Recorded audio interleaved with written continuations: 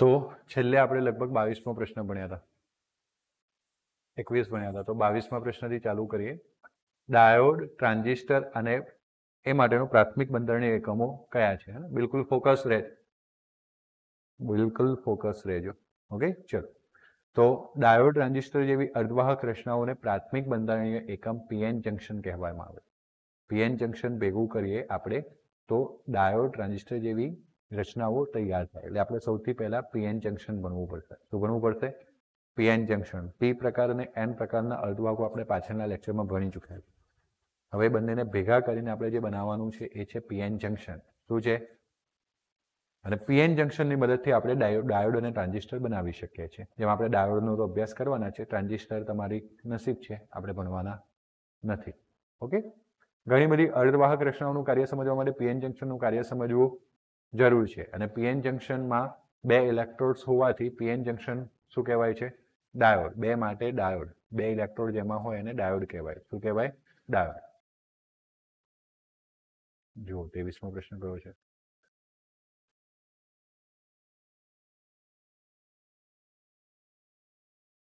કારણ કે point wise મને એવું નથી લાગતું કે કંઈ છૂટી રહ્યું છે, કારણ કે આના પછી તરત જ પીએન જંક્શનની રચના આવી ગઈ.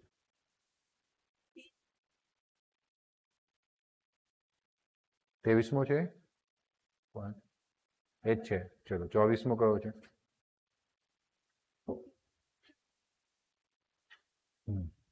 24મો ગાયબ છે.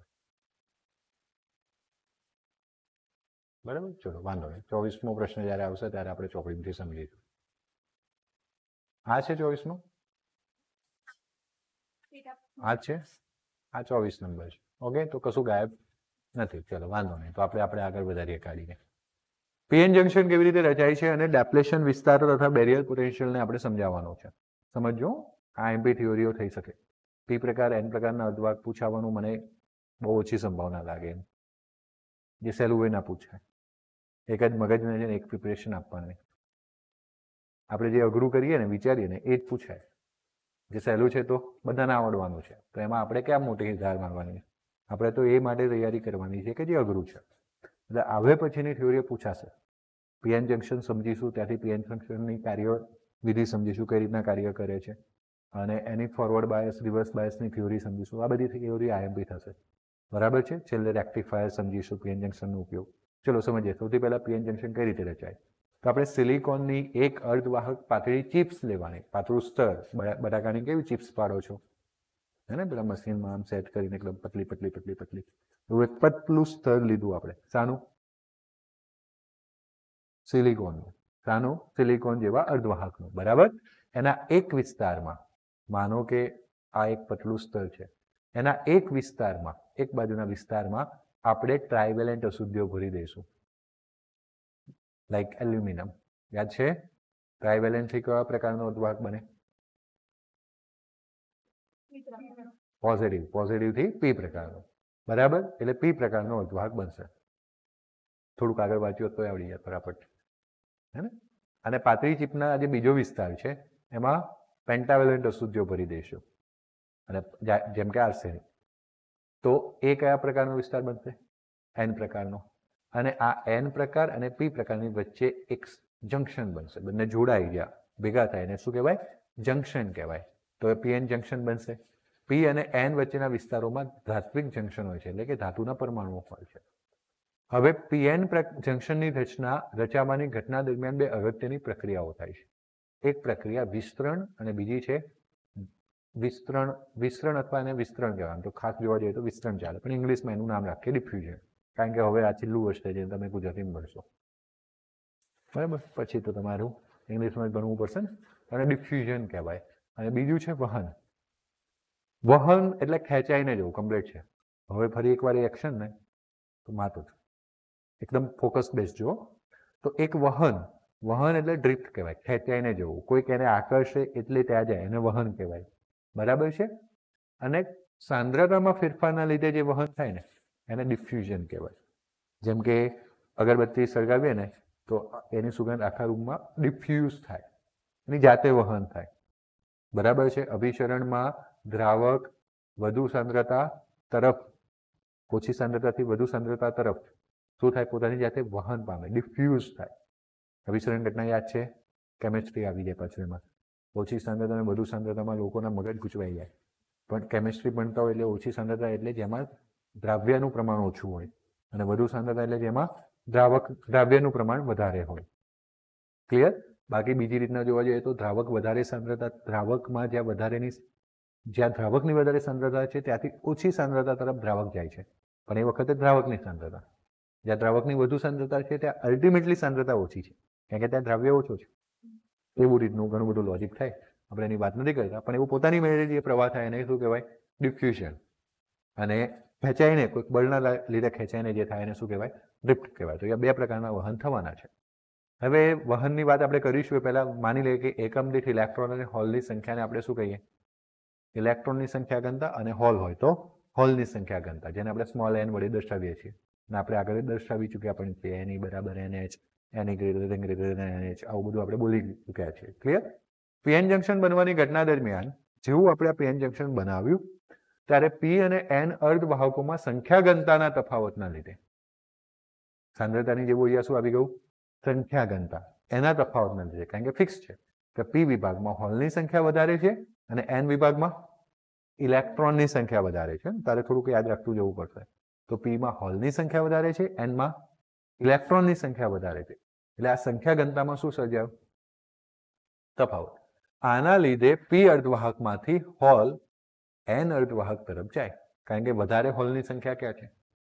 પીમાં, અને ઓછી હોલની સંખ્યા ક્યાં છે? એનમાં, કારણ કે એનમાં ઇલેક્ટ્રોન વધારે છે. ને જો હું તમને થોડુંક સમજાવતો પણ જાઉં. માનો કે આ બાજુ પી છે, આ બાજુ શું છે? એન. તો આમાં હોલ વધારે છે અને ઇલેક્ટ્રોન કેવા છે? ઓછા.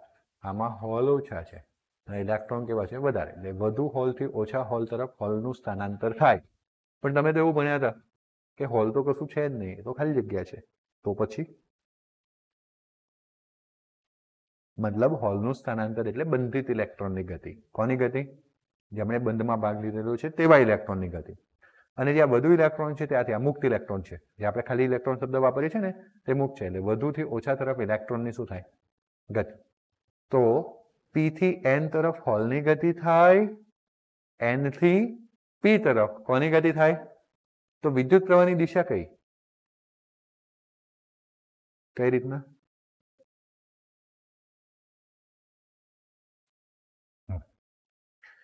આમ જોવા જઈએ તો મેઇન કોન્સેપ્ટ તો એ છે કે ઇલેક્ટ્રોનની વિરુદ્ધ દિશામાં પ્રવાહ રચાય. એટલે તમારે મને આ જવાબ આપવાનો હતો, બાકી બધું તો આમ તેમ હતું, પણ સાચું હતું, પણ એ વેલિડ રીઝન્સ નતા કહી શકાય. અને આપણે અહીંયા હોલ અને બીજું શું છે? ઇલેક્ટ્રોન. હોલની સંખ્યા જ્યાં વધારે છે ત્યાં આપણે પી કીધું છે, અને ઇલેક્ટ્રોનની સંખ્યા જ્યાં વધારે છે તેને એનો મતલબ એ પોઝિટિવ નેગેટિવ નથી. અને જ્યારે પી થી એન તરફ આવે એકવાર વાત થવાના છે પોઝિટિવ નેગેટિવ, હવડાતું નથી જ. પી અને એન નામ પરથી પોઝિટિવ નેગેટિવ નથી, જંક્શન બન્યા પછી પોઝિટિવ નેગેટિવ ડેફિનેટલી થવાના છે. એ હું લેટર ઓન એક્સપ્લેન કરું છું. પણ અત્યારે મને આ સ્થળ જોતો હતો ઇલેક્ટ્રોનની કઈ દિશામાં પ્રવાહ લઈ જાય? વિરુદ્ધ દિશામાં. એટલે પી થી એન તરફ પ્રવાહ પસાર થઈ શકે. ક્લિયર? ઓકે. આમ તમે જોયું કે હોલ પી માંથી એન તરફ અને એન માંથી ઇલેક્ટ્રોન કઈ તરફ? પી તરફ વિસ્તરણ પામે છે, ડિફ્યુઝ થાય છે. ત્રણેય શબ્દો સરખા છે. આમ ઇલેક્ટ્રોન અને હોલની આ પ્રકારની ગતિના કારણે તેના પરથી વિદ્યુતભારોની ગતિ થવાથી જંક્શનમાં વિદ્યુત પ્રવાહ મળે છે. જંક્શન એટલે એક આડછેદ થઈ ગયો, જેની આજુબાજુમાં શાનો પ્રવાહ વહેવાનો છે? જેમાંથી શું પસાર થવાનું છે? વિદ્યુતભારનો ચોખ્ખો જથ્થો. તો વિદ્યુત પ્રવાહની વ્યાખ્યામાં આવતું હતું એકમ સમયમાં આડછેદમાંથી પસાર થતો ચોખ્ખો વિદ્યુતભારનો જથ્થો શું કહેવાય? વિદ્યુત પ્રવાહ. એટલે અહીંયા મળી ગયો તમને ચોખ્ખો વિદ્યુતભારનો જથ્થો, એટલે જંક્શનમાં પ્રવાહની રચના થશે. જ્યારે ઇલેક્ટ્રોન એન થી પી તરફ ગતિ પામે છે ત્યારે અથવા વિસ્તરણ પામે છે ત્યારે એન વિસ્તારમાં ધન વિદ્યુતભારિત આયનીકૃત ડોનર મુક્તો જાય છે. હવે સમજ્યા?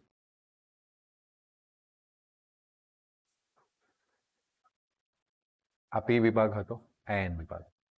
શરૂઆતમાં હજુ આપણે એવું વિચારીએ કે કોઈ પ્રવાહ ચાલુ થયો નથી. આર્સેનિક એ એન વિભાગનો ડોનર હતો, એને 4 ઇલેક્ટ્રોન બાજુના બંધમાં આપ્યા હતા. એક ઇલેક્ટ્રોન એનો કેવો હતો? મુક્ત હતો. ક્લિયર? આ બાજુ એલ્યુમિનિયમ જે ટ્રાય ડોનર હતો, બરાબર, એને 3 ઇલેક્ટ્રોન 3 બંધમાં આપ્યા હતા. એક બંધમાં શું રાખ્યું હતું? સમજો કે આ ઇલેક્ટ્રોન અહીંયાથી ગતિ કરીને n થી e p તરફ ઘનતાના કારણે અહીંયા ઇલેક્ટ્રોન બહુ વધારે છે, અહીંયા ઓછા છે, એટલે ગતિ કરી જંક્શનને પસાર કર્યું અને આ હોલમાં પુરાઈ ગયો. આવું થવાથી શું થયું? આર્સેનિકે પોતાનો ઇલેક્ટ્રોન ગુમાવ્યો. હવે ચોક્કસપણે ગુમાવ્યો. આની પહેલા આપણે એમ નતા કહેતા કે ગુમાવ્યું. જ્યારે n પ્રકાર એકલો હોય ત્યારે આપણે એમ નથી કહેતા કે આર્સેનિક પોતાનો ઇલેક્ટ્રોન ગુમાવી દે છે. ખાલી p પ્રકાર એકલો હોય ત્યારે આપણે એવું નથી કહેતા કે એલ્યુમિનિયમ ઇલેક્ટ્રોન મેળવે છે. પણ જ્યારે આપણે n અને p ને જોઈન્ટ કર્યા તો આનો ઇલેક્ટ્રોન અહીંયા જતો રહ્યો. મુક્ત ઇલેક્ટ્રોન હતો એ બંધિત થઈ ગયો, એટલે એને હોલને પૂરી દીધો અને આને ઇલેક્ટ્રોન ગુમાવ્યો, એટલે આ બની જશે ધન. શું બની જશે? ધન. અને આ બની જશે ઋણ આયન. એણે ઇલેક્ટ્રોનને શું કર્યું? તો જો n બાજુ ધન ધન ધન ધન ધન ધન અને ઋણ બાજુ સોરી p બાજુ ઋણ ઋણ ઋણ વિદ્યુત સ્થિતિમાન શું થશે? સ્થપાતો જશે. જોયું? n બાજુ ધન અને ઋણ બાજુ p. હવે શું થશે? માનો કે હવે કોઈ ઇલેક્ટ્રોન અહીંયાથી p માં જવા માંગે છે, તો આ સામે એને કયો વિદ્યુતભાર મળશે? ઋણ. અને ઋણ ઋણ વચ્ચે શું થાય? એટલે જ્યાં સુધી એનું આકર્ષણ બળ હશે, મતલબ કે જ્યાં સુધી ઘનતાનો તફાવત હશે ત્યાં સુધી ઇલેક્ટ્રોન શું કર્યા કરશે? ઇલેક્ટ્રોન અને હોલ ગતિ કર્યા કરશે વિરુદ્ધ દિશામાં. એક સમય એવો આવશે કે આ ઇલેક્ટ્રોન જોડે હવે આકર્ષણ બળ વધારે હશે તો જ આને પાર કરી શકશે. એટલે થોડા સમય પછી ઇલેક્ટ્રોનની n માંથી p જવાની વૃત્તિ શું થઈ જશે? બંધ થઈ જશે. ક્લિયર છે? આમ જેટલા પણ ઇલેક્ટ્રોન અહીંયા જવાના હતા જતા રહેશે, જેટલા હોલ અહીંયા જવાના હતા જતા રહેશે. આમ જંક્શનની બંને બાજુ એવા વિસ્તાર મળશે, પછી હું થિયોરી વાંચીશ. જંક્શન છે, જંક્શનની બંને બાજુ એવા વિસ્તાર મળશે કે આ n પ્રકાર હતું અને n પ્રકારમાં કોણ મેજોરિટી ચાર્જ કેરિયર હોય? જે ખાલી થઈને ધન બની ગયું. અને બીજી બાજુ p પ્રકારમાં મેજોરિટી કોણ હોય? હોલ, જે ખાલી થઈને ઋણ બની ગયું. ચલો એને સમજીએ. ઓકે, આયનીકૃત થયું આપણે સમજી ગયા. જે કેવું હોય છે? સ્થિર. કહેવાનો મતલબ આર્સેનિક અને એલ્યુમિનિયમ તો બંધારણમાં ફસાઈ ગયેલા છે. બંધારણમાં ભાગ લીધેલો છે કે નહીં? બંધારણ તોડીને તો જવાના નથી. એટલા માટે કેવા છે? સ્થિર. તેમની આજુબાજુના પરમાણુ વડે તે કેવા છે? બંધિત. જેમ ઇલેક્ટ્રોન n થી કઈ તરફ? p. ઇલેક્ટ્રોન n થી કઈ તરફ વહન પામે? p તરફ ડિફ્યુઝન થવાનું ચાલુ રાખે. તેમ જંક્શનમાંથી n થી n તરફથી નજીકમાં અશુદ્ધિના આયનીકૃત પરમાણુઓ શું થાય? એકઠા થાય અને જંક્શનની n તરફ ધન સ્પેસ ચાર્જ રચાય છે. આ સમજાવી દીધું? હા કે ના? એનાથી ઉલટું. તેવી જ રીતે સંખ્યા ઘનતાના તફાવતના કારણે હોલ p માંથી ક્યાં જાય? n તરફ ડિફ્યુઝન પામે. p માંથી કઈ તરફ ડિફ્યુઝન પામે? n તરફ. ત્યારે જંક્શનથી p તરફના વિસ્તારમાં અશુદ્ધિના ઋણ આયનીકૃત પરમાણુ શું થાય? એકઠા. અને તેથી જંક્શન p થી ઋણ સ્પેસ ચાર્જ વિસ્તાર રચાય છે. ઓકે, તો ઋણ તરફ સોરી જંક્શન p તરફ, જંક્શનથી p તરફ કયો વિસ્તાર રચાયો? ઋણ ચાર્જ વિસ્તાર રચાયો.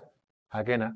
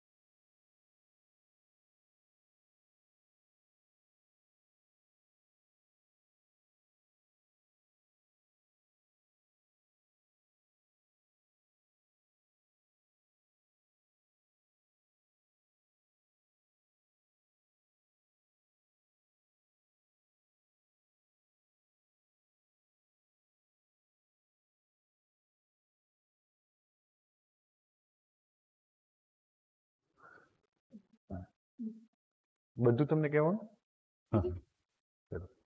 તે જ રીતે સંખ્યા ઘનતાના તફાવતના કારણે હોલ જે છે એ પી વિભાગમાંથી કઈ તરફ ગતિ પામે?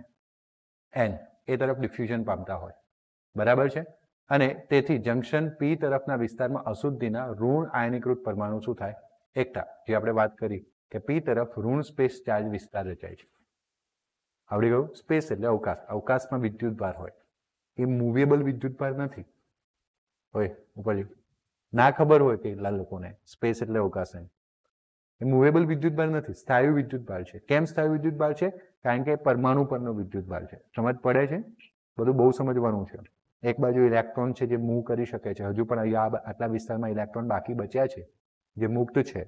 આ વિસ્તારમાં ઇલેક્ટ્રોન બાકી બચ્યા છે, સોરી હોલ બાકી બચ્યા છે જે કેવા છે? મુક્ત, જેમની ગતિ શક્ય છે, બરાબર. પણ આ સ્પેસ, હા હોલ મુક્ત છે. હોલ એટલે બંધિત ઇલેક્ટ્રોન સમજવાના જે ગતિ કરી શકે, બરાબર છે. અહીંયા પણ ઇલેક્ટ્રોન મુક્ત વિદ્યુતભાર તરીકે છે, પણ આ જે વિદ્યુતભાર દેખાય છે એ વિદ્યુતભાર સ્પેસ ચાર્જ કહેવાય છે, સ્થાયી વિદ્યુતભાર, જે બંધારણમાંના આયનો પરમાણુ પરનો વિદ્યુતભાર છે, જે ફિક્સ છે, ગતિ કરશે નહીં. સમજ પડી? એક શબ્દમાં બહુ ઊંડાણ હોય, આટલું સમજવું પડે સ્પેસ ચાર્જ માટે. તો આ આયનીકૃત વિદ્યુતભાર કેવા છે? સ્થિર, ગતિશીલ નથી. પીએન જંક્શનમાં જંક્શનની બંને બાજુના કુલ સ્પેસ ચાર્જ વિસ્તારને ડિપ્લેશન વિસ્તાર કહેવાય છે અથવા ડિપ્લેશન સ્તર કહેવાય. આટલો જે વિસ્તાર રચાયો, કારણ કે જો સૌથી પહેલા જંક્શન બને, હે ને, માનો કે ઇન્ડિયા પાકિસ્તાન જ્યારે અલગ પડ્યું હશે અને બોર્ડર બની હશે તો સૌથી પહેલા કૂદકા કોણ મારી શકે ઇન્ડિયા પાકિસ્તાનમાં? નજીકના, વાંધા નહીં. આખી મોરલ ઓફ સ્ટોરી બગાડી નાખ્યું મારું. શું કરવાનું? શું કેમનું ભણાવવું? પણ એન્વાયરમેન્ટ જ આવું હોય.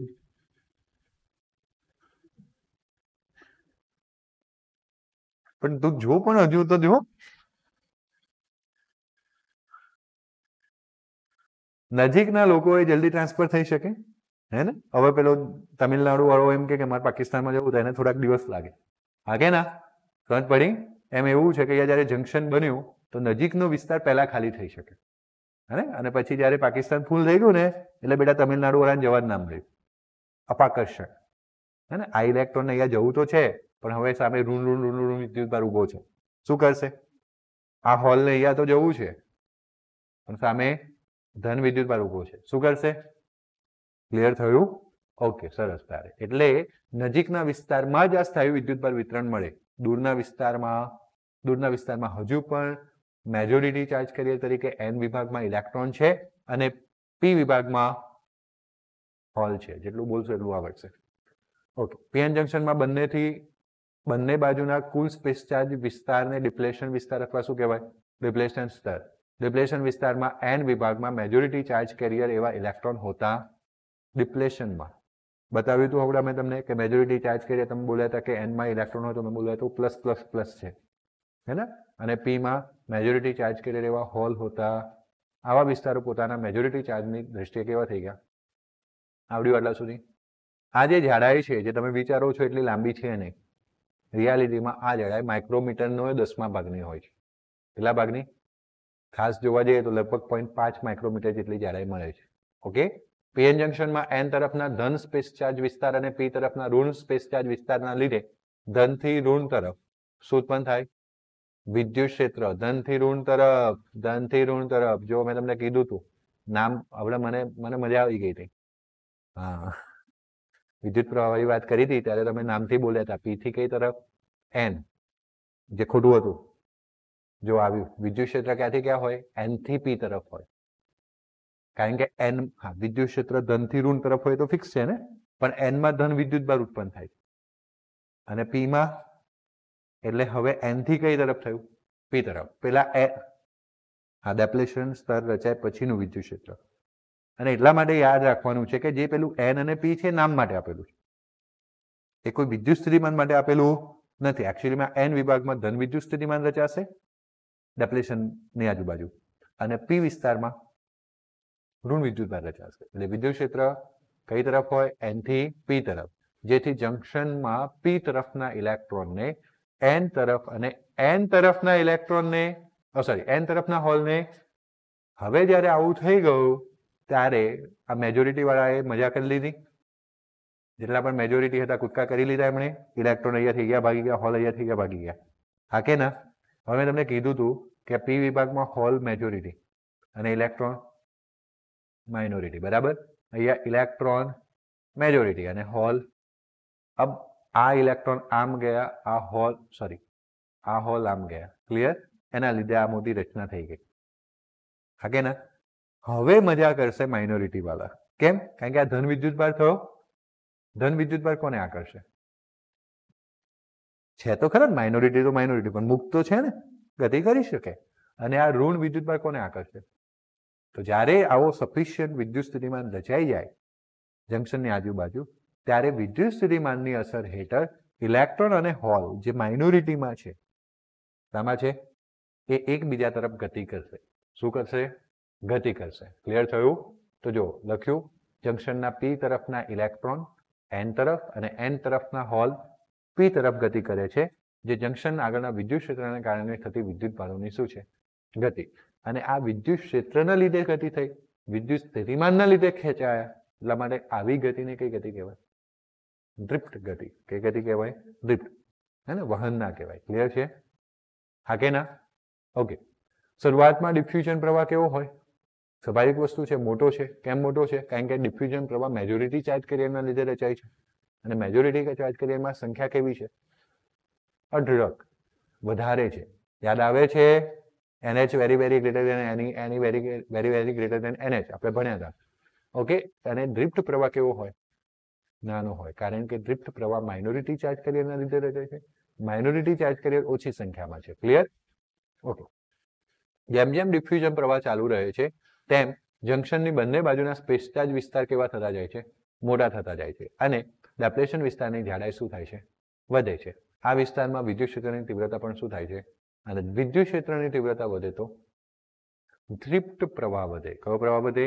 ડ્રિફ્ટ. ઓકે. જ્યાં સુધી ડ્રિફ્ટ પ્રવાહ અને ડિફ્યુઝન પ્રવાહ કેવા ન થાય? સરખા ન થાય ત્યાં સુધી ડિફ્યુઝનની ક્રિયા શું થાય? ચાલુ રહે છે. આ રીતે પીએન જંક્શન રચાય અને પીએન જંક્શનના બે જોડાણ અગ્રો હોય છે. એક બાજુ પી છેડો મળે, બીજી બાજુ એન છેડો મળે. ક્લિયર છે? અને પીએન જંક્શન ડાયોડ કહેવાય. શું કહેવાય? અને આમ સંતુલનમાં પીએન જંક્શન ડાયોડમાં કોઈ ચોખ્ખો પ્રવાહ વહેતો, માનો કે આ પીએન જંક્શન ડાયોડ બની ગયો. આ પી, આ એન, આ બાજુ પ્લસ, આ બાજુ. યાદ આવે છે? પણ શું? ઓકે. આવી રીતના બે બીકર. આમાં કયું દ્રાવણ? તો કે સર લખો પછી બોલીએ. NaDnSO4. અહીંયા કયું દ્રાવણ? CuSO4. ઓકે. એનું મતલબ યાદ નથી આવતું એમ. બોલો.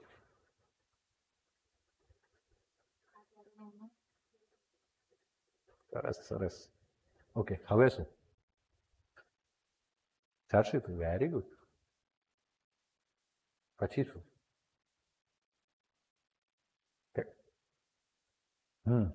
એનો મતલબ એવું છે કે અહીંયા ઝીંકના ઇલેક્ટ્રોનને જવું છે તો કોની જોડે? કોપર જોડે. પણ આવી રીતના બધું જોડી દીધું તો એ જતા નથી. એટલે આપણે એક ઇલેક્ટ્રોડ અહીંયાથી કાઢ્યો, એક ઇલેક્ટ્રોડ અહીંયાથી કાઢ્યો અને બંનેની વચ્ચે શું જોડી દીધો? તાર. એટલે ઝીંકના ઇલેક્ટ્રોન ક્યાં ભાગી ગયા? કોપર પર. એટલે ઇલેક્ટ્રોનની વિરુદ્ધ દિશામાં શું રચાયો?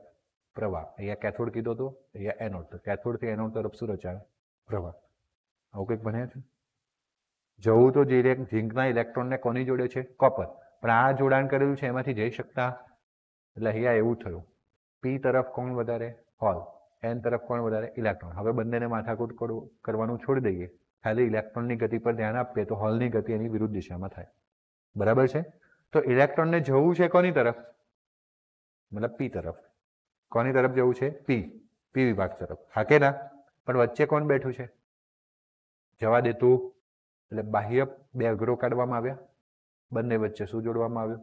તાર અથવા અવરોધ અથવા બલ્બ જે કંઈ જોડવું હોય. તો આના ઇલેક્ટ્રોન અહીંયાથી ક્યાં જાય? પી તરફ. એટલે શું રચાય? સમજ પડી ગઈ? આમ જેવી રીતના ત્યાં તમે બેટરીમાં એનોડ કેથોડ ભણ્યા હતા, એને બે અગ્રો હોય, બે ઇલેક્ટ્રોડ હોય, એટલે ડાયોડ. એવી રીતના અહીંયા પીએન જંક્શનમાં પણ બે અગ્રો હોય, તેથી તેને શું કહેવાય? ડાયોડ. ક્લિયર? પણ આવી રીતના કઈ બેટરી તરીકે કામ નહીં કરે. આ તો પછી મને મારી સામે બંદૂક લઈને ઉભા રહેશે. પીએન જંક્શન બેટરી છે? ના, નથી. આ વાર્તા ખાલી એટલું જ સમજાવવા માટે છે કે જંક્શન બેટરીના જેમ બે ડાયોડ હોય એવું બેટરીમાં જે બે ઇલેક્ટ્રોન હોય ઇન શોર્ટ એવી રીતના જંક્શનમાં પણ બે શું છે, બાકી આનાથી કોઈ પ્રવાહ રચાવાનો. હા, પણ તમે ચોક્કસપણે પીએન જંક્શનની મદદથી સોલાર સેલ બનાવી શકો અને સોલાર સેલની મદદથી શું બનાવી શકો? ઇલેક્ટ્રિસિટી. મતલબ શું મેળવી શકો? ઇલેક્ટ્રિસિટી. વાત ક્લિયર? બેટરી તેવું કામ કરાવી શકો. તો આવડી ગયું? આગળ ભણવાના પણ છે સોલાર સેલ. આગળ વધીએ. પોટેન્શિયલ બેરિયર, ડેપ્રેશન બેરિયર સમજાવું. બેરિયર એટલે શું?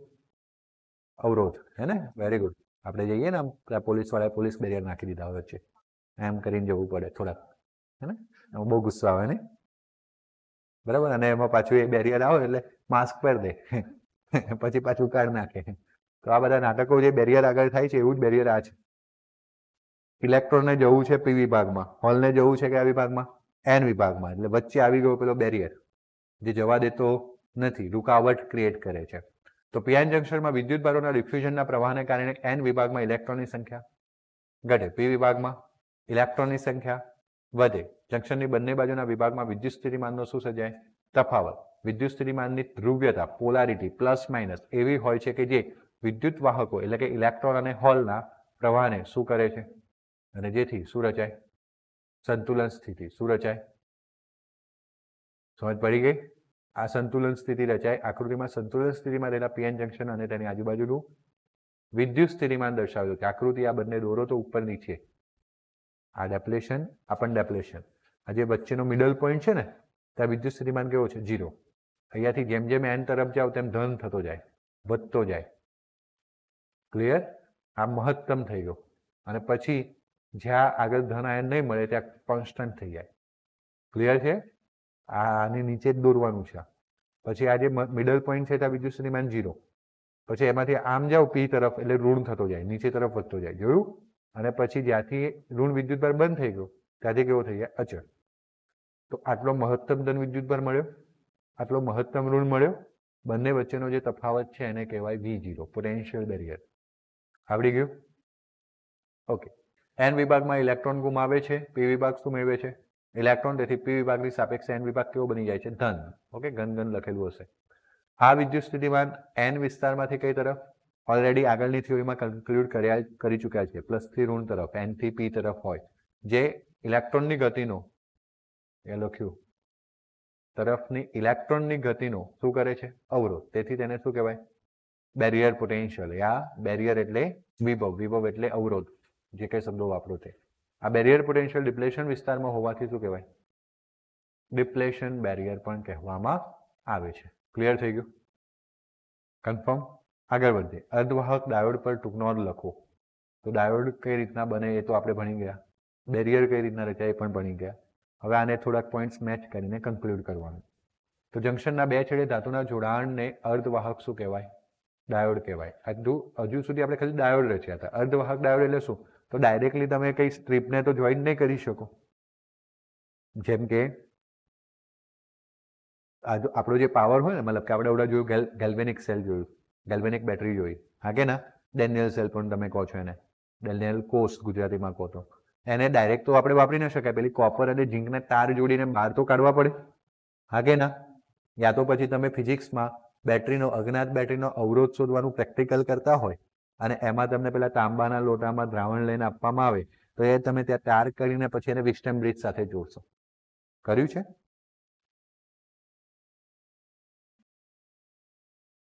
એટલે કઈ નહીં, જોયું છે? એ આવશે પ્રેક્ટિકલ. ઓકે, પાછા. ઓકે, તો એવું આપણે બે જોડાણ માટેના બે અગ્રો તો કાઢવા પડે ને, એટલે આપણે ડાયોડના બંને છેડાએ ધાતુની પ્લેટ લગાવી દીધી. શું લગાવી દીધું? અને બે જોડાણ અગ્રો કાઢી લીધા. આને કહેવાય અર્ધવાહક ડાયોડ. ડાયોડમાં પાછું અર્ધવાહક એટલે કે બીજું કઈ છે નહીં. પેલાને ડાયોડ જ કહેવાય, આને બી ડાયોડ જ કહેવાય. પણ હવે આપણે પ્રેક્ટિકલી યુટિલિટી માટે આને કઈ રીતના રેડી કર્યો? તો કે ધાતુની બે છેડાઓ જે ધાતુની પ્લેટ લગાવી દીધી, એનાથી તાર કાઢી દીધા અને એ તાર જે છે આપણે સર્કિટમાં જોડી શકીએ. ક્લિયર?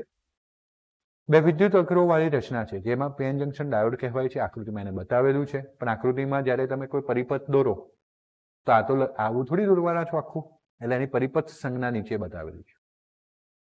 શું બતાવેલું છે? પરિપથ સંજ્ઞા, જેમાં એક ત્રિકોણ છે, આમ તો એરો કહેવાય અને આ લીટી છે. આ બતાવે છે કે વિદ્યુત પ્રવાહ જો P થી N તરફ જશે તો પસાર થવા દેશે. P થી N તરફ જશે તો પસાર થવા દેશે, પણ N થી P તરફ વિદ્યુત પ્રવાહને પસાર થવા કેમ? P થી N તરફ તો મેં તમને આવડા કીધું હતું, N માં ઘણા બધા એવા ઇલેક્ટ્રોન છે જેમને P તરફ જવું છે પણ જવા મળતું, એટલે આપણે બાહ્ય જોડાણ કરીએ આવી રીતના તો ઇલેક્ટ્રોન આમ થઈને આમ આવી જાય, હા કે ના? પછી ઇલેક્ટ્રોન આમ ભાગવા દે, P થી N જવા દે, એ પ્રવાહને જવા દે. ક્લિયર થયું? એટલા માટે પ્રવાહ P થી N તરફ જઈ શકે. કોનાથી કોની તરફ જઈ શકે? ઇલેક્ટ્રોન ઘણા બધા કઈ બાજુ ભેગા થયેલા છે? N. ઓકે, આની માટે મારે પાછા પેલા બે દ્રાવણ લાવવા જ પડશે. જો એ બી કેમિસ્ટ્રી આવડતું હશે તો જ સમજમાં આવશે. આ કોણ છે? આ કોણ છે? આ કોણ છે?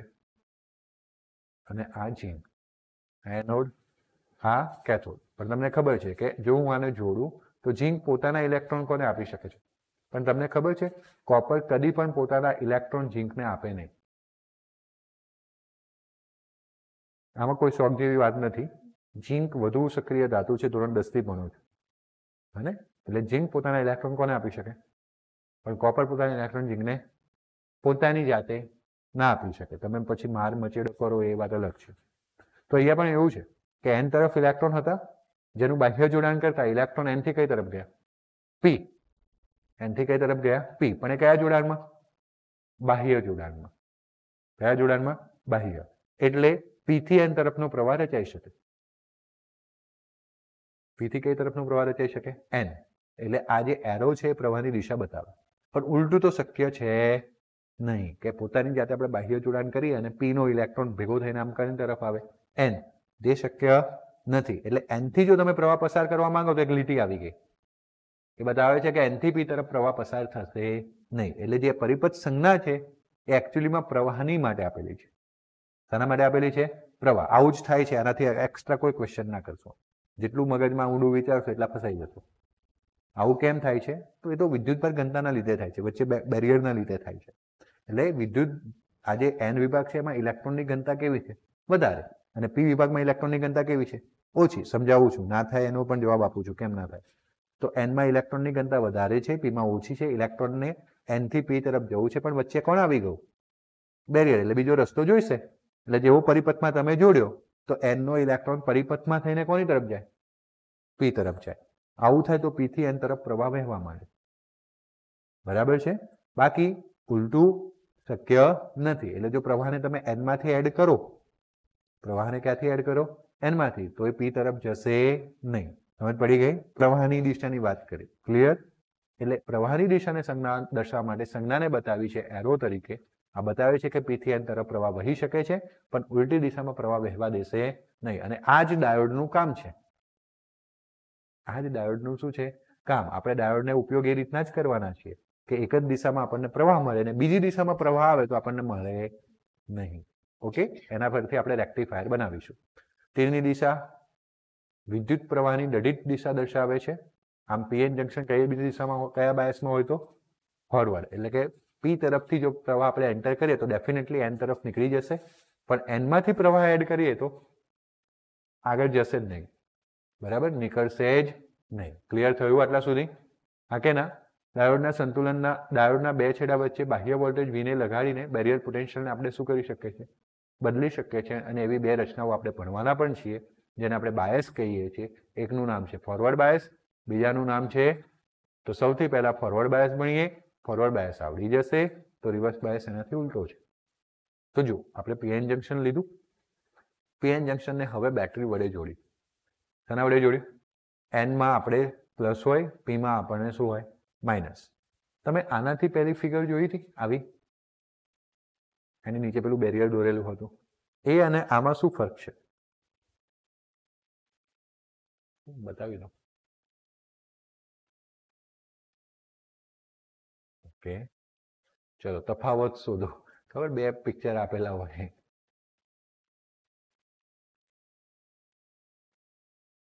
એ આ ઇલેક્ટ્રોન છે, આ ઇલેક્ટ્રોન છે, આ ઇલેક્ટ્રોન છે. હા એટલે બોલી જો હા ધન અને આયનો છે, પરમાણુ જે પેલા સ્થાયી હતા એટલે ઇલેક્ટ્રોન ભલે ચૂકે બોલીએ નહીં. ઓકે સરસ ગુડ. તો મેઇન વસ્તુ એ હતી કે ત્યાં બેટરી નહોતી, અહીંયા બેટરી છે. પેલા પ્લસ અને ઋણની લાઈન વધારે હતી, અહીંયા ઓછી થઈ ગઈ. એનો મતલબ ડેપ્લેશન બેરિયર ઘટી ગયું. એનો મતલબ શું થયું? હા એ તફાવત છે ને, એ તફાવત તમારા પ્રશ્નમાં પણ દેખાવો જોઈએ. સમજ પડી ગઈ? એટલે સ્ટ્રિક્ટલી આપણે માઇન્ડમાં યાદ રાખીને જવાનું છે. મને નથી ખબર કે બીજા વિદ્યાર્થી ફોલો કરે છે કે નથી કરતા. મારે તમને એટલું શીખવાડવું છે કે એક બી માર્ક્સ લેવા નથી દેવાનું. તો સ્ટ્રિક્ટલી ફોલો કરીને જવાનું છે કે પીએન જંકશન સમજાવતા હોય તો બે બે લાઈન, ફોરવર્ડ બાયસ સમજાવતા હોય તો એક એક, એટલે ખબર પડે કે ઓછી થઈ એટલે ચોકડીની સાપેક્ષે દોરી છે. અને 3 લાઈન દોરી હોય તો રિવર્સ બાયસ વધી ગયું, ડેપ્લેશન બેરિયર પહોળું થયું. સમજ પડી? આ મિનિંગ છે. દરેક આકૃતિ કંઈક ને કંઈક સમજાવે છે, કંઈક ને કંઈક શીખવાડે છે. ચોપડીવાળા એમના જ પેટર્ન નથી દોરી, અને એટલે આપણે પણ એ ધ્યાન રાખીશું અને આપણે એને ફોલો કરીશું. તો ડેપ્લેશન બેરિયર અહીંયા ઘટી ગયું, વિડ્થ ઘટી. શું ઘટી ગઈ? વિડ્થ. કેમ? કારણ કે તમે પી સાથે પોઝિટિવને જોડ્યો છે અને એન સાથે ઋણને જોડ્યો છે. હવે શું થયું? આ ઋણ એટલે ઇલેક્ટ્રોન આપણે ઋણ વિદ્યુતભાર હોય એને અહીંયા ઇલેક્ટ્રોનની ઘનતા વધારી દીધી, અને આ પી છે એટલે આને અહીંયાથી ઇલેક્ટ્રોન ખેંચી લીધા. એટલે હવે વધુ ઇલેક્ટ્રોન આ બાજુ જઈ શકે, એટલે પેલો અવરોધ હતો એ શું થયો? હટી ગયો, ઘટી ગયો. In short clear? તો જ્યારે પીએન જંકશનમાં પી તરફના છેડાને કોની તરફ? બાહ્ય બેટરીના ધનધ્રુવ તરફ, અને એન તરફના છેડાને બાહ્ય બેટરીના ઋણધ્રુવ તરફ જોડવામાં આવે તો આ પ્રકારના જોડણને શું કહેવાય? તમે કોઈ દિવસ પેલા રિમોટમાં સેલ નાખ્યો છે? એમાં પ્લસ માઇનસ લખેલું હોય. હવે જ્યાં પ્લસ લખેલું ને રિમોટમાં, ત્યાં તમે એકચ્યુઅલીમાં નહીં, એકચ્યુઅલી એ લોકોએ શું કર્યું હોય એ તમને સમજાવું. માનો કે આવી કંઈક સર્કિટ હોય, અહીંયા તમને માઇનસ પ્લસ હોય અને અહીંયા શું હોય? માઇનસ. તો તમે સેલ એવી રીતના નાખવો પડે કે અહીંયા પ્લસ જોડાય અને અહીંયા શું જોડાય? માઇનસ જોડાય. તો જ સર્કિટનું જોડાણ થયું કહેવાય. સમજ પડી ગઈ? એટલે છે ને તમને જે માઇનસ પ્લસ લખીને આપે ને એ રીતના જ લખીને આપે, કે જ્યાં એમણે માઇનસ લખ્યું હોય તો એકચ્યુઅલીમાં પ્લસની જરૂર હોય, મતલબ કે બેટરીના માઇનસની જરૂર હોય એટલે એકચ્યુઅલીમાં ત્યાં પ્લસ હોય. તો પ્લસ માઇનસ જોડાય એટલે આખો સરળ પરિપથ રચાય. ને તો બે માઇનસ સામે આવી જાય તો વિરોધક સ્થિતિ ઉત્પન્ન થાય. કઈ સ્થિતિ ઉત્પન્ન થાય? સમજ પડી ગઈ? તો અહીંયા પણ આપણે એવું જ હતું કે જે પ્લસ પી હતું, સોરી પી વિભાગ હતો એની બાજુમાં કોણ હતું? ઋણ. તો ઋણ વિદ્યુત સ્થિતિમાનને કોની સાથે જોડ્યું? ધન. અને ધનને એટલે આમ એકબીજાને સહાય કરે છે. પણ આપણે વિદ્યુત ક્ષેત્રની દિશામાં દેખીશું તો એકબીજાને વિરોધ કરશે. કઈ રીતના? વિદ્યુત ક્ષેત્ર ધનથી ઋણ તરફ હોય એટલે અહીંયા કઈ તરફ છે બેટરીમાં? ડાબેથી જમણે. અને પીએન જંકશનની અંદર આમ બે વિદ્યુત ક્ષેત્રો એકબીજાની વિરુદ્ધ દિશામાં ઉત્પન્ન થયા, એટલા માટે શું થાય? એકબીજાનો વિરોધ કરે. વિદ્યુત ક્ષેત્ર એકબીજાનો વિરોધ કરે તો વિદ્યુત ક્ષેત્ર ઘટે એટલે બેરિયર પણ શું થાય? સાંકડું થાય. ક્લિયર થયું? ઘણી બધી વસ્તુ બોલી ગયો. ક્લિયર છે મગજમાં? હવે અંદરથી સમજી લઈએ કે બાહ્ય ને ધન, પી ને બાહ્ય બેટરીના ધન, એન ને ઋણ. તો આ પ્રકારના જોડાણને ફોરવર્ડ બાયસ કહેવાય. જો આવું ન દોરવું હોય તો આવી રીતના દોરે. પી ને ધન સાથે અને એમને કોની સાથે જોડ્યો? ઋણ. એટલે હવડા કીધું હતું કે ધનમાંથી પ્રવાહ નીકળે, બેટરીના ધનમાંથી ચોક્કસ નીકળે, અને આવી રીતના પી બાજાય એટલે પ્રવાહને પસાર થવા દે અને ઋણમાં પાછું આવી જાય. ક્લિયર? આકૃતિમાં દર્શાવ્યા અનુસાર બેટરીનો વોલ્ટેજ. હવે અહીંયા કેવું થશે જોજો, અહીંયા બિલકુલ ઉલટી પ્રક્રિયા થશે. પ્રવાહ પી થી એન તરફ ગયો, પીએન જંકશનમાં પ્રવાહ પી થી કઈ તરફ જાય છે? એન. એટલે શું થશે? ઇલેક્ટ્રોન એની વિરુદ્ધ દિશામાં ગતિ કરશે. જો એ મેં તમને અહીંયા સમજાવ્યું હતું. અગર પ્રવાહ પી થી એન પસાર થઈ શકે છે એનો મતલબ ઇલેક્ટ્રોન કઈ દિશામાં ગતિ કરે છે? એન થી પી. વિરુદ્ધ દિશામાં ગતિ કરે છે ને? ઇલેક્ટ્રોન વિરુદ્ધ દિશામાં ગતિ તો જ કરી શકે જો પેલું બેરિયર જે છે શું થાય? ઘટે. સંતુલન સ્થિતિની સાપેક્ષે શું થાય? ઘટે. તો એ ઘટ્યું કઈ રીતના? તો જેવું અમને એન ને માઇનસ સાથે જોડ્યું તો એ ઋણ વિદ્યુત સ્થિતિમાનના કારણે ઇલેક્ટ્રોનની ઘનતા વધી ગઈ. બરાબર છે? સામે પેલા પોઝિટિવના કારણે એના ઇલેક્ટ્રોન અહીંયા ભાગી ગયા, ખેંચાઈ ગયા, અને એટલા માટે હવે આને ઇલેક્ટ્રોનની જરૂર પડી તો અહીંયાથી લેશે. ઇલેક્ટ્રોન જમ્પ માર્યો એટલે પ્રવાહની રચના ચાલુ થઈ ગઈ. ક્લિયર? આગે ના? ઓકે સરસ. ચાલુ રહે. જેટલું ક્લિયર થાય એટલું સારું. આકૃતિમાં દર્શાવ્યા અનુસાર બેટરીનો વોલ્ટેજ ડ્રોપ મોટાભાગના ડેપ્લેશન વિસ્તારના બે છેડા વચ્ચે લાગે છે, અને પી વિસ્તાર અને એન વિસ્તાર વચ્ચેના વોલ્ટેજ ડ્રોપ કેવો રહેતો હોય છે? તમે જેટલી પણ બેટરી એપ્લાય કરી છે, આ જે વિસ્તાર છે ને એ અને આ જે બ્લુ કલરનો વિસ્તાર છે એમાં બહુ આ વોલ્ટેજ વપરાતો નથી. આ વોલ્ટેજ સીધો કોની માટે વપરાય? ડેપ્લેશન માટે. ક્યાં વપરાય? ડેપ્લેશન. કારણ કે સૌથી બધી મુસીબતનું જડ હતું ડેપ્લેશન. એના લીધે ઇલેક્ટ્રોન જમ્પ કરી શકતા ન હતા. એટલે આ આપણે તમને ખબર છે ને, કોઈ પણ પરિપથમાં આપણે વિદ્યુત સ્થિતિમાન લાગુ પાડીએ અને બે ઘટક હોય તો ઘટક એકમાં પણ વેચાય, ઘટક તો આપણે પીએન જંક્શનને લાગુ પાડ્યું તો પૂરા પીએન જંક્શનમાં વેચાશે, પણ સૌથી વધારે ક્યાં વપરાશે? ડેપ્લેશનમાં. અને આજુબાજુના વિસ્તારમાં કેવું રહેશે? નહીવત. આનું કારણ એ છે કે ડેપ્લેશન વિસ્તારમાં ગતિ કરી શકે તેવા મુક્ત વિદ્યુત ભારો હોતા ખાલી થઈ ગયા હતા. પ્લસ પ્લસ પ્લસ પ્લસ આવી ગયા હતા, માઇનસ માઇનસ માઇનસ આવી ગયા હતા. ત્યાં મુક્ત વિદ્યુત ભારો નથી, અવરોધ વધારે છે એટલે ત્યાં વધુ વોલ્ટેજ વપરાશે. જ્યારે જે પેલા બાજુના વિભાગો છે એમાં મુક્ત વિદ્યુત ભારો હજુ પણ છે. કીધું તું એનમાં ઇલેક્ટ્રોન છે, પીમાં હોલ છે. હા કે ના? સમજદારને ઇશારો કાફી. ત્યાં તો ફટાફટ કામ થવાનું છે એટલે ત્યાં વધારે વોલ્ટેજ વપરાવાનો નથી. ક્લિયર છે? હા કે ના? ઓકે. આનું કારણ છે ડેપ્લેશન વિસ્તારમાં ગતિ કરી શકે તેવા મુક્ત વિદ્યુત ભાર નથી, માટે અવરોધ કેવો હોય? ઘણો વધારે હોય.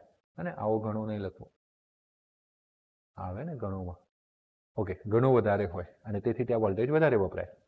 પીએન જંક્શનના બે છેડા વચ્ચે વોલ્ટેજ અને ડિપ્લેશન સ્તરમાં વચ્ચેના વોલ્ટેજમાં પરસ્પર કઈ દિશામાં હોય? વિદ્યુત ક્ષેત્રની દિશા આવડે મેં બતાવી હતી, પ્લસથી માઇનસ તરફ અને પીએનમાં એન થી પી તરફ. બંને વિરુદ્ધ દિશામાં આવી હતી તો વિદ્યુત સ્થિતિમાન પણ એકબીજાની કઈ દિશામાં થાય? વિરુદ્ધ. હવે જો આપણે વી ને ગ્રેટર દેન V0 કરીએ તો ડેપ્લેશન પહોળાઈ જે છે શું થશે? ઘટશે. કેવા આ V0 શું છે? અરે તમે હા, સંતુલન સ્થિતિ વખતનો પોટેન્શિયલ છે જો. અને V એટલે આપણે જ્યારે બેટરી લાગુ પાડી ત્યારે જો આપણે વોલ્ટેજ વધારતા જઈએ તો ડેપ્લેશન વિસ્તારની જે પહોળાઈ છે અથવા આ જે તફાવત છે એ પણ શું થતો જાય? ઘટતો જાય. દેખાય છે? બરાબર છે? અને એમ પહોળાઈ પણ કેવી થતી જશે? ઘટતી જશે. અને બેરિયર કેવું થતું જશે? સાંકડું. જેટલું એ સાંકડું થશે, બેરિયરની ઊંચાઈ હોય, પોટેન્શિયલ બેરિયરની ઊંચાઈ, બે વચ્ચેનો તફાવત બેરિયર, એ પોટેન્શિયલ બેરિયરની ઊંચાઈ ઘટે અને ડેપ્લેશન વિસ્તાર કેવો થાય? સાંકડું થાય. હવે શબ્દો યાદ રાખવાના. તો જેમ સાંકડું થાય, જેમ બેરિયર ઘટે, તેમ વધુ ઇલેક્ટ્રોન એનથી કોની તરફ જાય? પી તરફ. ક્લિયર છે? અને આમ તમને વધુ પ્રવાહ મળે. ફોરવર્ડ બાયસના લીધે પરિણામી પોટેન્શિયલની ઊંચાઈ કેટલી થઈ જાય? કશું જ ના હોત તો V0 હોત અને આપણે લાગુ પાડેલો વોલ્ટેજ V હોય, બંને વિરુદ્ધ દિશામાં છે એટલે હવે આટલી ઊંચાઈ રહે, VO minus V. PN junction બાહ્ય બેટરી ન જોડેલી હોય ત્યારે પરિણામની ડેપ્લેશન બેરિયરની ઊંચાઈ કેટલી મળતી હોય છે? V0 જેટલી, જે આકૃતિ એક વડે દર્શાવેલી છે. ઇન શોર્ટ આપણે આ પ્રશ્નમાં પેલી આકૃતિ પણ દોરવી પડે સંતુલન બતાવવા માટે કે પહેલા બે લાઈન હતી, આટલું ડેપ્લેશન બેરિયર હતું, V0 સંતુલન વખતે, અને પછી આ ફોરવર્ડ બાયસ લગાવ્યા પછીની વાત છે. બંનેને કમ્પેર કરીશું. લાગુ પાડેલ વોલ્ટેજ ઓછા હોય તો પરિણામી ડેપ્લેશનની ઊંચાઈ કયા વડે? ઓછા વોલ્ટેજ હોય તો 2, વધુ વોલ્ટેજ વધારો એટલે હોર ઓછું થાય એટલે 3 વડે. સમજ પડી ગઈ? તો 2 વડે. અને પછી જો વોલ્ટેજ મોટા કરીએ તો કોના વડે બતાવેલી છે? જો લાગુ પાડેલ વોલ્ટેજ વધારીએ તો ડેપ્લેશન બેરિયરની ઊંચાઈ શું થાય છે? ઘટે છે. પોટેન્શિયલ બેરિયરની ઊંચાઈ ઘટે છે. ડેપ્લેશન વિસ્તાર સાંકડો થાય છે. ક્યાં ઘટે છે અને ક્યાં સાંકડો થાય છે એ લખવા માટે હું આ બોલું છું. પછી તમે એવું લખો, ડેપ્લેશન વિસ્તારની ઊંચાઈ ઘટે છે. આવું ગુજરાતી કામ ના લાગે. સમજ પડી ગઈ? ચલો. વિદ્યુતભાર વાહકો પૂરતી ઉર્જા મેળવે છે અને વિદ્યુત પ્રવાહ વધે છે. હવે ઇલેક્ટ્રોનને જમ્પ કરવાની તાકાત મળે છે બેટરીમાંથી. એટલે ઇલેક્ટ્રોન એન વિભાગમાંથી કયા વિભાગમાં કૂદકો મારે છે? પી વિભાગમાં. વચ્ચે કોને કૂદે છે? ડેપ્લેશન વિસ્તારને. ઓકે? અને આમ પ્રવાહ વધે છે. લગાડેલા વોલ્ટેજને કારણે એન વિસ્તારમાં ઇલેક્ટ્રોન અને પી વિસ્તારમાં જંક્શન પસાર કરીને કયા વિસ્તારમાં આવે? પી. જ્યાં તેઓ કેવા કહેવાતા? માઇનોરિટી. તે જ રીતે પી વિસ્તારમાંના હોલ જંક્શન પસાર કરીને ક્યાં આવે? એન વિસ્તારમાં. જ્યાં તેઓ પોતે કેવા હતા? માઇનોરિટી. એટલે મેજોરિટીથી માઇનોરિટી તરફનો પ્રવાહ, જે કયો પ્રવાહ કીધો તો? ડિફ્યુઝન પ્રવાહ. એ ડિફ્યુઝન પ્રવાહ શું થવા માંડ્યો? વધવા માંડ્યો. ફોરવર્ડ બાયસની અસર હેઠળ આ પ્રક્રિયાને માઇનોરિટી વાહકોની સંખ્યા ગણતા જંક્શનના દૂરના છેડાઓ કરતા ઘણી વધે છે. સમજો, ફોરવર્ડ બાયસની અસર હેઠળથી આ પ્રક્રિયાને કારણે આવશે માઇનોરિટી વાહકોની સંખ્યા ઘનતા જંક્શનથી દૂરના છેડાઓ કરતા ઘણી શું થાય છે? વધે છે. સમજવાનો પ્રયત્ન કરીએ શું કહેવા માંગે છે. કે આ તમારો ડેપ્લેશન વિસ્તાર, આ એન અને આ પી, એન તરફ પ્લસ અને પી તરફ માઇનસ. ક્લિયર છે? હવે આપણે આને બેટરીના ઋણ સાથે જોડ્યું અને આને બેટરીના ધન સાથે જોડ્યું. ક્લિયર? હવે શું થાય, જે ધનના કારણે અહીંનો ખબર છે માઇનોરિટી વાળો ઇલેક્ટ્રોન જતો હતો અને આ ઋણના કારણે અહીંનો કોણ જતું હતું? ધન. એ પ્રવાહમાં ઘટાડો થશે. કારણ કે તમને ખબર છે ડિફ્યુઝન પ્રવાહ અને ડિપ્થ પ્રવાહ એકબીજાના વિરોધી છે. જો ડિફ્યુઝન પ્રવાહ વધવા માંડે તો ડ્રિફ્ટ પ્રવાહમાં શું થાય? ઘટાડો થાય. સમજ પડી ગઈ? હા કે ના? કારણ કે જો અહીંયા જે પ્લસ છે એ ઇલેક્ટ્રોનને આકર્ષતું હતું. શરૂઆતમાં 2 પ્લસની લાઈન હતી એટલે વધુ ઇલેક્ટ્રોનને આકર્ષતું હતું. હવે ફોરવર્ડ પછી કેટલા પ્લસની લાઈન થઈ ગઈ? 1. એટલે આકર્ષણ બળ કેવું થયું? તો ડ્રિફ્ટ પ્રવાહને શું કરશે? ઓછું થઈ ગયું આકર્ષણ. હા, ડિફ્યુઝન તો વધે જ છે. આપણે ઓડા કોની વાત કરી રહ્યા છે? ડ્રિફ્ટ. એટલે ડ્રિફ્ટ પ્રવાહને શું કરશે? ઘટાડી દેશે. શું કરી દેશે? ઘટાડી દેશે. બોલો, કોઈ ડાઉટ? કન્ફર્મ?